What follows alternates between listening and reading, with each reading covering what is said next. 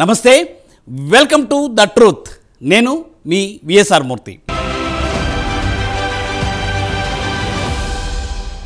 విఘ్నాది రాజు వినాయకుడు. అంతేకాదు సృష్టి స్థితి లయ మూడింటిని మేళవించి జీవన తత్వాన్ని వివరించే మహోన్నతుడు కూడా ఆయన. మట్టితో విగ్రహాన్ని చేయడం అంటే సృష్టించడం, 9 రోజుల పాటు పూజలు చేయడం అంటే స్థితిని కల్పించడం, నిమజ్జనం చేయడం అంటే లయకు నిదర్శనం. ఇలా మనిషి జీవితంలో సంభవించే పుట్టుక, జీవనం, మరణం ఈ 3 వినాయకుళ్ళు మనం చూస్తాం. భాద్రపద మాసంలో ఎటు చూసినా పచ్చదనమే కనిపిస్తుంది. ఆ ప్రకృతిలో తిరగడమే ఒక పండుగలా అనిపిస్తుంది. సృష్టికి కారణమైన శక్తికి ప్రతిరూపంగా ఆ వాతావరణం నిలుస్తుంది. ఆ శక్తిని తలుచుకుంటూ ఎలాంటి ఆటంకాలు లేకుండా మనం జీవనం ముందుకు సాగిపోవాలని అనుకుంటూ వినాయక చవితి నాడు విఘ్నాధిపతి అయిన ఆ వినాయకుడిని శక్తి కొలది కొలుస్తూ ఉంటాం. వినాయక చవితి సాంప్రదాయం యావత్ ప్రకృతికి అనుగుణంగానే సాగుతుంది. నదులలోనూ, వాగులలోనూ, వంకలలోనూ దొరికే ఒండ్రు మట్టిని భక్తితో సేకరించి ఆ స్వామి ప్రతిమను తయారు చేసి జీవం పోస్తారు. పత్రి పూజ పేరుతో 21 రకాల ఆకులతో ఆయనను భక్తితో కొలుస్తారు.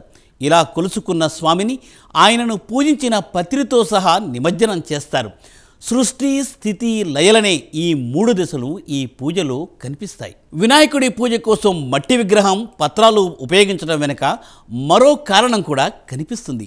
ఒండ్రు మట్టిలోనూ ఈ పత్రాలలోనూ ఔషధ గుణాలు మెండుగా ఉంటాయి. గణపతికి చేసే షోడశోపచార పూజల్లో భాగంగా మాటిమాటికి ఈ గణపతి విగ్రహాన్ని, ఆ పత్రాలను తాకడం వల్ల వాటిలోని ఔషధతత్వం మనకి చేరుతుంది. పూజ ముగిసిన తర్వాత ఒక 9 రోజుల పాటు ఆ విగ్రహాన్ని, పత్రాలను మన ఇంట్లో ఉంచడం వల్ల చుట్టూ ఉన్న గాలిలోకి ఆ ఔషధ గుణాలు వచ్చి చేరతాయి. ఇలా 9 రోజుల పాటు విగ్రహాన్ని, పత్రాలను ఇంట్లో ఉంచుకున్న తర్వాత దగ్గరలో ఉన్న చెరువు, కుంట లేదా నదిలో నిమజ్జనం చేసేస్తాం. ఈ క్రతువులో ఎక్కడ ఎలాంటి శేషము మిగలకపోవడం విశేషం. అంతేకాదు వినాయక చవితి నాటికి వర్షాలు కూడా ఊపందుకుంటాయి. వాగులు, నదులు ఉధృతంగా ప్రవహిస్తూ ఉంటాయి. అలాంటి సమయంలో తీరం వెంబడి మట్టి విగ్రహాలను నిమజ్జనం చేయడం వల్ల వరద పోటు తగ్గే అవకాశం ఉంటుందట. పైగా ఈ కాలంలో ప్రవహించే నీటిలో క్రిమికీటకాదులు ఎక్కువగా ఉంటాయని అంటూ ఉంటారు. నిమజ్జనంలో విడిచే పత్రితో నీరు కూడా క్రిమిరహితంగా మారిపోతుంది అన్నది పెద్దల మాట. అందుకనేమో ఇది నిమజ్జనం వెనుక ఉన్న విశేషం. అయితే ప్రకృతిపరమైన విశేషాలతో పాటు ఇందులో సామాజిక అంశాలు కూడా ఇమిడి లేకపోలేదు. వాడవాడలా వినాయక చవితి విగ్రహాలు వెలిసిన తర్వాత ఇరుగు పొరుగు కలిసి కోలాహలంగా ఈ వేడుకను జరుపుకుంటూ ఉంటారు. మొహమాటాన్ని వీడి నలుగురితో ఆడుతూ పాడుతూ బంధాలను పెంచుకుంటారు. అయితే ఈ వేడుకలోని హోరు శృతిమించడం, ప్రతిష్ట కోసం భారీ రంగుల విగ్రహాలను నీటిలో కలపడం నిమజ్జనం వెనుక ఉన్న ఉద్దేశాలను దెబ్బతీస్తున్నాయి. ప్రకృతిని కొలవడం, భక్తితో పూజించడం అన్న లక్ష్యాలను పక్కన పెట్టి ప్రకృతి వినాశనానికి, ఆడంబరానికి పెద్దపీట వేసేస్తున్నాయి.